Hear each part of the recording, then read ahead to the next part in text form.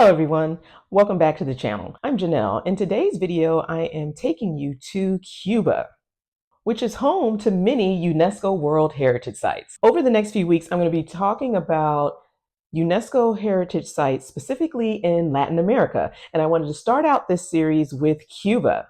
If you did not know, UNESCO stands for the United Nations Educational, Scientific, and Cultural Organization. The heritage sites can be classified into a few types: cultural, historical, or natural. Old Havana, Habana Vieja, is known as a colonial city, one of the largest ports for shipbuilding in all of the Caribbean. Old Havana and its fortification system was inscribed as a UNESCO World Heritage Site in 1982.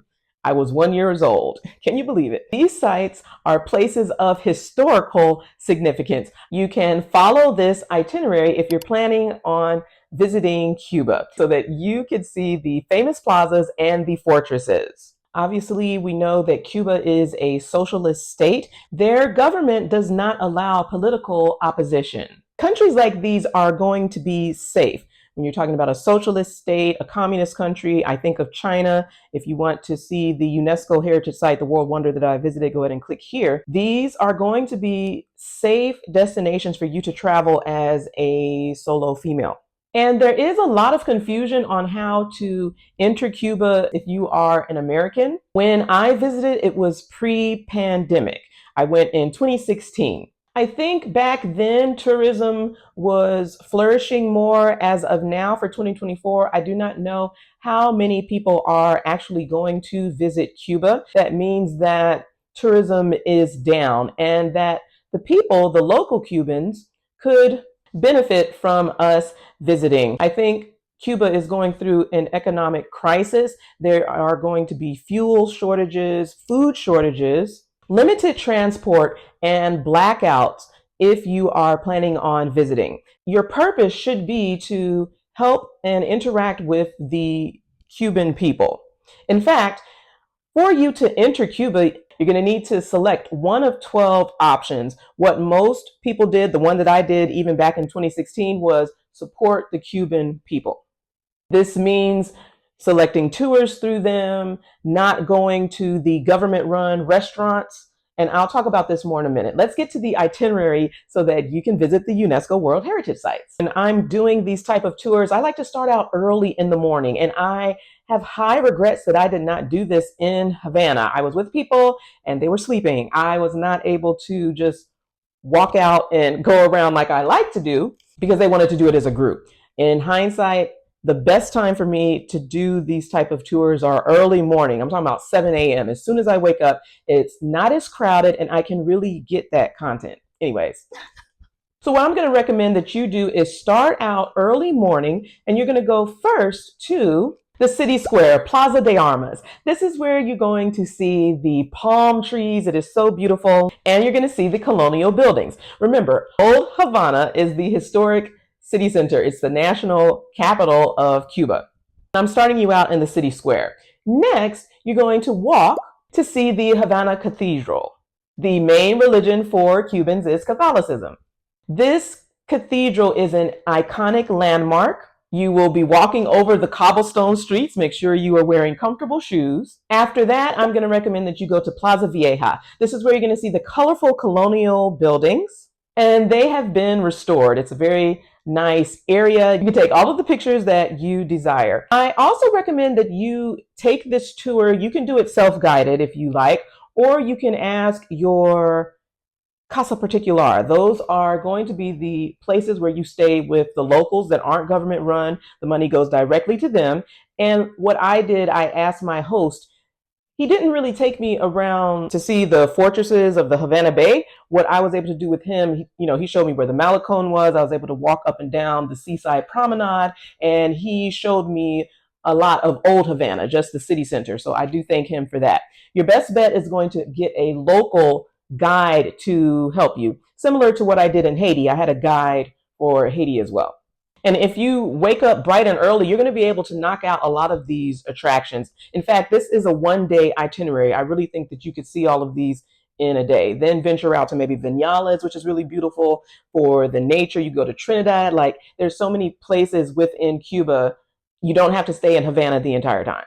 After Plaza Vieja, you're going to go to the Capitol, which is the El Capitolio building. This is very similar to our Capitol building home in the US. What you can do is try to sign up for the guided tour. And I, again, regret that I did not do this. It would be very nice to go in and see the breathtaking interior. Start out with Old Havana, looking at the historic plazas and the city streets. Plaza de Armas, Habana. I'm saying Habana like the Cubanos say. You replace the V with the B. Habana Cathedral. After that, you can go to Plaza Vieja. Lastly, you will go to El Capitolio. Depending on how you're feeling, you could take a rest or continue on, because now it's time to see the fortresses. Remember, the fortresses are part of what makes Old Havana a UNESCO World Heritage Site. And one of these is going to be in Old Havana City Center. Castillo de la Real Fuerza. This is known as one of the oldest stone fortresses in all of the Americas. There is a museum inside. If you want to take the time to explore there, that would be wise. And this is where you can go to the square for lunch. I'm going to recommend that you go to the Paladars. Okay, this is where you're going to be able to eat and dine in the locals' homes. They make it where it's like a restaurant. Remember, you don't want to eat at the government-run restaurants. You can eat at the Paladars. Or if your host has worked out where you buy breakfast and lunch, I ate breakfast there a lot. But since you're already in the square, you might as well eat there, because next what you're going to have to do, you're going to have to take the taxi or the ferry, and you're going to cross the bay, because it's time to see the rest of the fortresses. You can see everything that's in the historic city center, have lunch, and then cross the bay for the fortresses. Next up is the Castillo del Moro, the Moro Castle. This is where you want to go, where you can get views of the Havana Bay. You're going to be able to see the city skyline, and it is just lovely. And you can walk along the walls. When I return to Cuba, this is all I'm going to do. I have to do this UNESCO Heritage Tour. I mean, I really missed out. After that, it's going to be a short walk to the Fortress La Cabana. This complex was built in the 18th century. It's the largest fortress in the Americas, and it was designed to protect the city from invasion. In the past, it served as a military base. Now it is home to museums. If you are into military history, this is where you want to visit. One of the museums is going to be for Che Guevara. I am sure that you've heard of him. After you've strolled along, you've been able to learn more about the history of Cuba, it's going to be time for you to take the ferry back to the city center. This is going to be towards the end of your day, so it would be time for you to have dinner. You can relax in the square, have a mojito, okay, get you a Cuba Libre, and reflect on the day that you've had. After that, you can take a stroll on the Malecón. And that would be the end of your day. I think that's a great tour, starting out visiting Old Havana. I'm going to quickly give you some harsh truths that I had mentioned earlier. This is not the type of place where you're going to be like, oh, resort life. You know, you're wilding out, showing all the jewelry and balling on a budget. This is not that type of place. Okay, I really like visiting Cuba, interacting with the people, the way that I dress typically for all of my trips. You know, I was able to mingle with the Afro-Cubans. This is what I'm talking about when you are traveling. You're not just going there to turn up, drink the the Cuban trio, which you can do. I'm not saying that that's wrong. That is part of the culture too, food and drink. If you are doing group travel, you're really just experiencing the country, the city amongst yourselves. Honestly, that's not what you selected the box to do. You said that you were going to go to Cuba and you were going to support the local people. And just traveling there, not doing any interaction, not helping the locals there, it's just kind of selfish. Like, why are you traveling in the first place? The next time I go, I want it to be more of humanitarian, where I'm just bringing items for the children who are in the schools. And it's similar to Haiti. If I'm going to Haiti again, because I went there, it would be more humanitarian, where I'm helping the locals, helping the children in whatever way that I can. Now, as an American, of course, your US dollars are going to be what the people want. And if you are a Cuban American visiting, it's going to be the same. Our experience is not going to be the same as the locals who live there. They are very resilient. They are hardworking with the situation that has been going on. A lot of them are in respectable professions like lawyers, doctors. They just are not able to get a reasonable salary in those professions. That's why you see them doing work as tour guides, hosting the Casa Particulars, and that's just the situation in Cuba. You need to have that understanding before you go there. I want to salute the Cubans. They are making the best of their situation, and I want to thank them, especially Sergey. I enjoyed you being able to give me the tour of your city. I really enjoyed my time in Havana. I do hope to return someday. A few other tips. You are going to need to bring cash only. Credit cards and debit cards do not work here. For some reason, I was confused. I've told you, visiting Cuba, there's not a lot of accurate information. I arrived with Canadian dollars. What was I on? I don't know what I was thinking. They are going to accept your US dollars, your euros, but keep in mind, if you are paying with that, they're going to give you change back in the Cuban pesos. And you don't want to have a large amount of Cuban pesos when you are returning to the airport. Also, the bills need to be crisp and they don't need to have any tears or holes in them. In Cuba, they're not going to accept it. So what other tourists have recommended is that you walk around with small bills. That way you can tip the locals too for whatever, services that they provide. $10, $5 bills, $1, dollar bills, all right? I would say bring double the cash and half the clothes and stuff that you were bringing. This is not the place where you want to floss. Like, don't do it. After you've done your UNESCO Heritage Tour, what you can do, everybody wants to take pictures of the 1950s classic American cars. Those are going to be great. It costs a lot to fuel these cars, you guys, that the taxi drivers are lined up because it costs. And with a fuel shortage, they could be waiting in long lines just to fill up overnight. Is the city walkable? I would not say so. I guess for certain parts, I did walk on foot with Sergey, my Casa Particular host.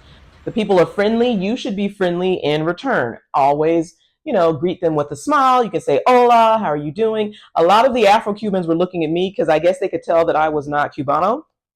In every country that I visit where it's the Afro population, I still just want to give like a heads up, like solidarity.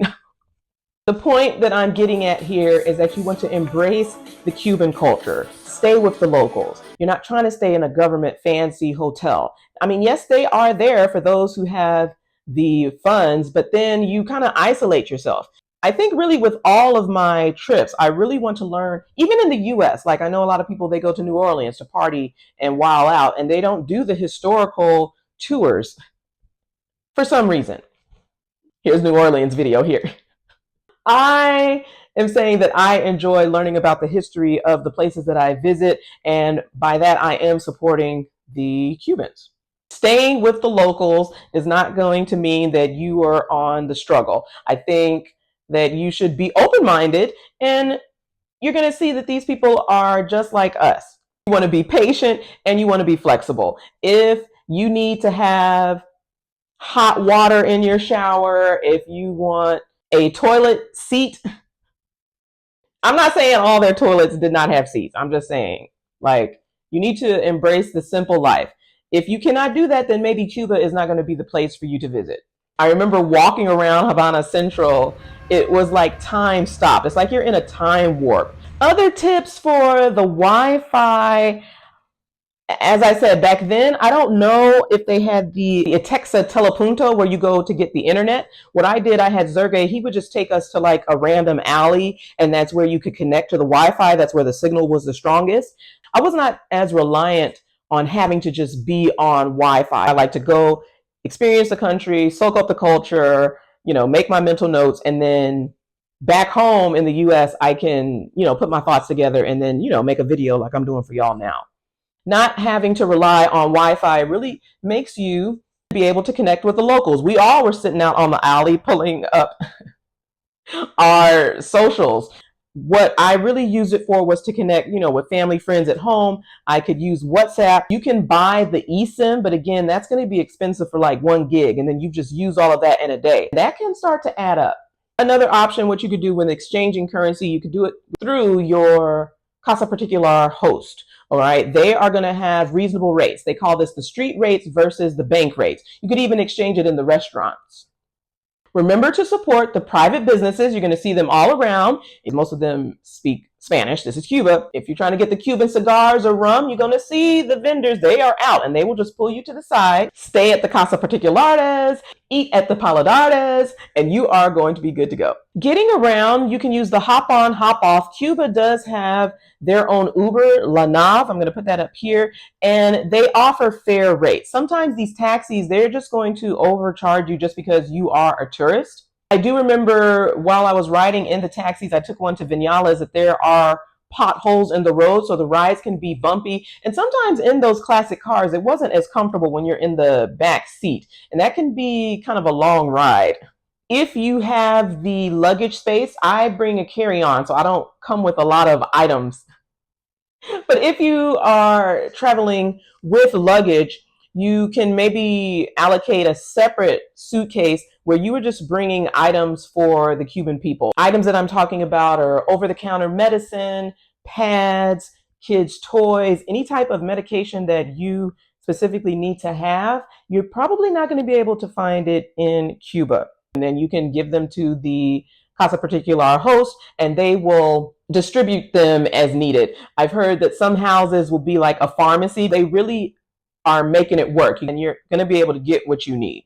Times are tough for the Cuban people, but they still greeted me with a smile. They welcomed me into their home. They accommodated to my dietary restrictions.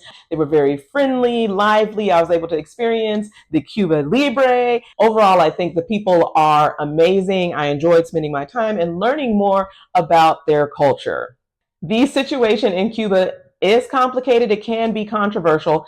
As a well-rounded traveler, I want you to be able to visit. If you enjoyed this video, please like and subscribe. If you're interested in more travel videos like this one, go ahead and click here. Thank you guys for watching, and I'm going to see you next week.